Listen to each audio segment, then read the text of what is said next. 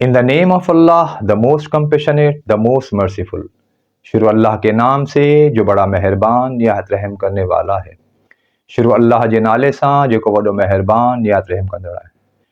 Dear students and my worthy viewers, Assalamu alaikum wa rahmatullahi wa barakatuh. May Allah's special blessings upon you all.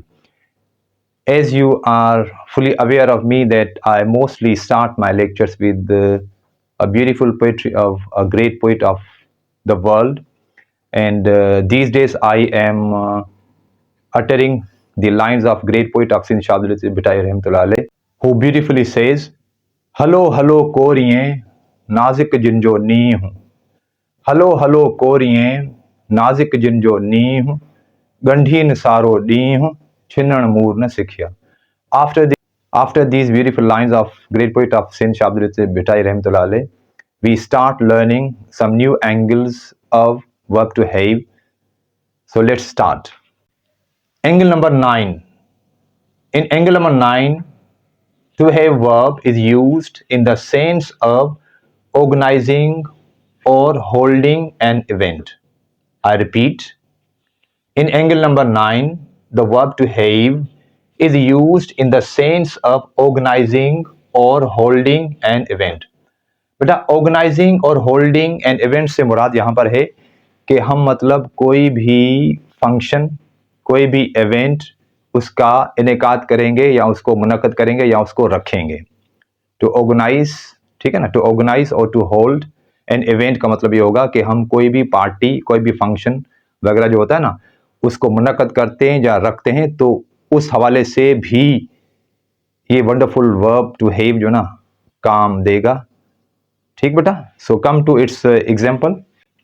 Example number 1, let's have a party in honour of Ali. I repeat, let's have a party in honour of Ali. चलें अली की शान में या चलें अली के एजाज में हम एक पार्टी मुनक्कद करते हैं या रखते हैं। चलें अली की शान में या अली के एजाज में हम एक पार्टी मुनक्कद करते हैं या रखते हैं। ठीक है बेटा, okay fine. Come to another example of angle number 9, that is, when did they last have the annual day function? I repeat, when did they last have the annual day function? आखिरी मर्तबा उन्होंने annual day function कब मुनक्कद किया था या रखा था। I repeat, आखिरी मर्तबा उन्होंने एनुअल डे फंक्शन कब मुनक्कद किया था या रखा था। ठीक है बेटा, ओके फाइन, ठीक है। Come to third example of angle number 9, that is, all the workers want to have general body elections tomorrow. All the workers want to have general body elections tomorrow. तमाम मुलाजमीन general body elections कल मुनक्कद करवाना चाहते हैं या रखना चाहते हैं। तमाम मुलाजमीन जनरल बॉडी इंतखाबात कल मुनक्कद करना चाहते हैं या रखना चाहते हैं। ठीक है बेटा, तो आपने देखा कि एंगल नंबर 9 में हमने टू हैव को इस्तेमाल किया in the sense of organising an event और in the sense of holding an event. ठीक है बेटा, ओके।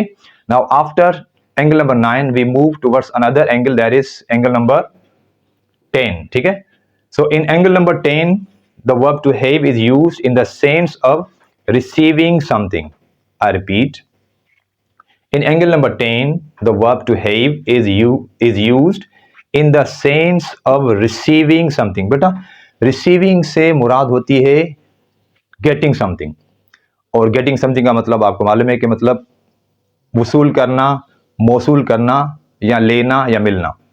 ठीक है, वसूल करना, मौसूल करना, हासिल करना या मिलना। ठीक है, मतलब किसी चीज़ का मिलना। ठीक है, वसूल, मौसूल करना, वसूल करना या किसी चीज़ का मिलना, उसके सेंस में हम इस्तेमाल करते हैं टू हैव वर्ब को। ठीक है, मतलब टू हैव वर्ब हम इस्तेमाल करेंगे, लेकिन हमें जो मायने मिलेगी वो मिलेगी टू रिसीव की या टू गेट की। ठीक है बेटा, okay. Come to its example. Example number 1, that is, we had a letter from them yesterday. I repeat, We had a letter from them yesterday. हमें कल उनसे एक खत मौसूल हुआ। आई रिपीट, हमें कल उनसे एक खत मौसूल हुआ। ठीक है बेटा, मतलब देख लें कि इसको मतलब मैं अगर दूसरी इंग्लिश में कहना चाहूं तो इस तरह होगा कि we received a letter from them yesterday। We received a letter from them yesterday। अब देख लें, रिसीव्ड को हटाकर, ठीक है, रिसीव्ड को हटाकर हमने टू हैव वर्ब से वही मीनिंग ली है। वो क्या हुआ कि we had a letter from them yesterday। We had a letter from them yesterday। कल हमें उनसे एक खत मौसूल हुआ। ठीक है बेटा, okay fine. Okay, after first example related to angle number 10, we move towards another example, that is, she has had several awards for this drama. I repeat, she has had several awards for this drama। बेटा इस जुमले का मतलब होता है कि उसे इस ड्रामे पर या इस ड्रामे की वजह से बहुत से अवार्ड्स मिले हैं। अच्छा बेटा, ये जो है ना सेवरल वर्ड, इसका मतलब होता है मेनी, अ लॉट ऑफ या मेनी। और इस वर्ड को भी थोड़ा सा गौर करें, देख लें, मैं इसको पढ़ रहा हूं अवार्ड्स। ठीक है, मैं इसको अवार्ड्स नहीं पढ़ रहा। Mostly we people, meaning we people pronounce this word in you know in this way कि भाई उसे जो ना एक अवार्ड मिला है। ठीक है, सो चले मतलब हम लोकली, ठीक है, जब उर्दू बोल रहे हों या कोई दूसरी जबान लाइक सिंधी, तो वहां पर मतलब अवार्ड जो वर्ड हमारी सिंधी जबान या हमारी उर्दू जबान में इस्तेमाल कर दें तो चलेगा। But when you are talking, ठीक, when you are talking English over there, you should avoid, pronouncing this word like award. No, you cannot say that. You must say award. ठीक, what you must say award. Fine beta, so she has had several awards for this drama।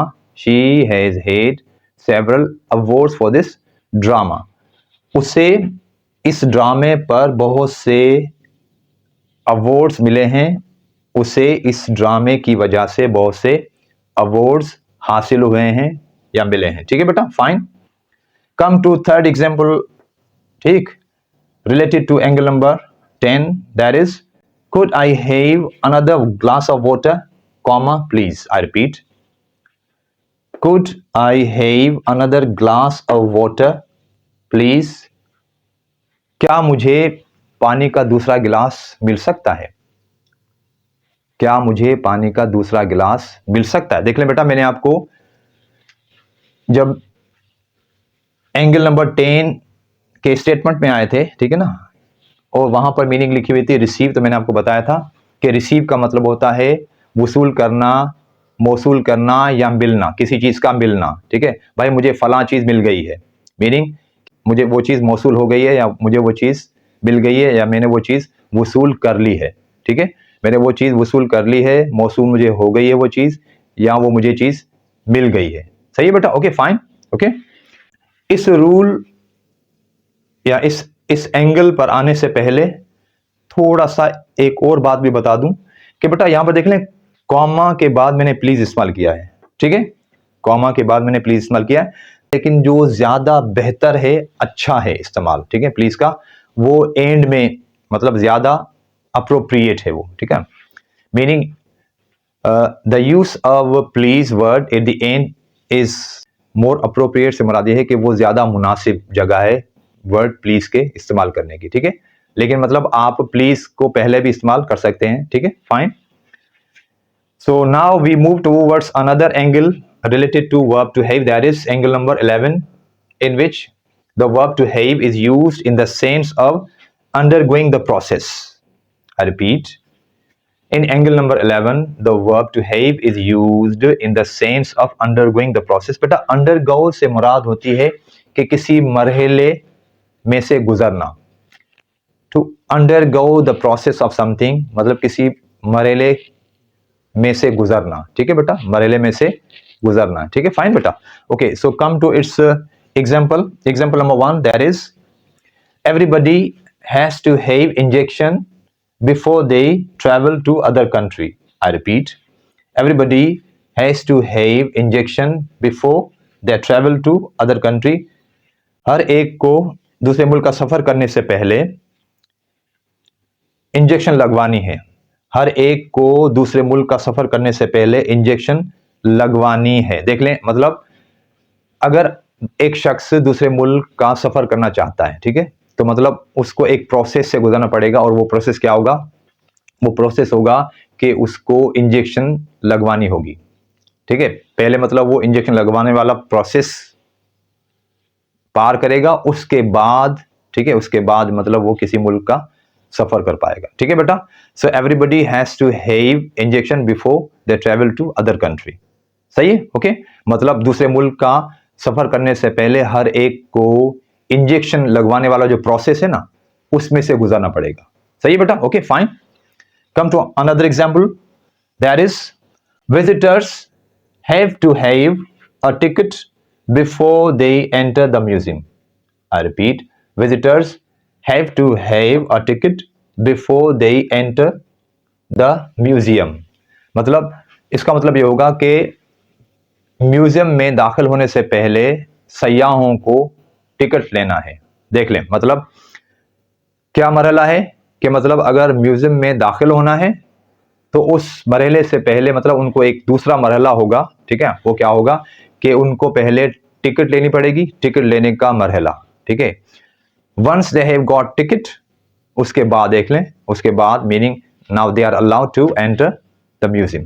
तो क्या होगा कि visitors have to have a ticket before they enter the museum. मतलब museum में दाखिल होने से पहले जो सयाह हैं, जो घूमने वाले हैं, जो घूमने के लिए आए हैं, उनको क्या करना पड़ेगा? उनको लेना पड़ेगा टिकट। ये मरहला जब वो पार कर चुके होंगे तो फिर जो अगला मरहला होगा कि वो म्यूजियम में दाखिल हो सकते हैं, ठीक है बेटा। I hope you have understood it in good way. और आपने देखा कि आज भी हमने वर्ब टू हैव से रिलेटेड जो कुछ एंगल्स थे, मतलब 3 एंगल्स, ठीक है, मतलब हमारी अब तकरीबन बन गई हैं 4 वीडियोस, ठीक है ना, 4 लेक्चर्स वर्ब टू हैव पर। मेरे पहले लेक्चर में मैंने आपको 2 एंगल सिखाए थे, ठीक है। उसके बाद सेकंड में 3, थर्ड में 3, और आज जो हमारा जो ना लेक्चर चल रहा है टू हैव पर, दैट इज नंबर 4। उसमें भी मैंने आपको बेटा एंगल 3 सिखाए हैं, ठीक है ना। तो मतलब अगर इनको हम टोटल करें, मिलाएं, ठीक है, तो वो बन जाते हैं 11, meaning so far we have covered 11 angles related to verb to have. और अगर बेटा ठीक है ना, अगर मतलब टू हैव वर्ब से रिलेटेड कोई भी मुश्किल, ठीक है ना, कोई भी मुश्किल आपको पेश आती है तो आप कमेंट्स में मुझसे सवालात कर सकते हैं। When I read out your queries there, इंशाल्लाह I will answer your questions. So you know that I mostly end my lecture with beautiful dua which used to be said by Holy Prophet sallallahu alaihi wasallam, who would say, Rabbi zidni ilma, O my Lord, increase my knowledge, O मेरे अल्लाह मेरे इल्म में इजाफा कर, O मुझे रब मुझे इल्म में इजाफा कर। So these are the final words for today. Inshallah meeting you soon in next video. Until next video, assalamu alaikum and bye bye.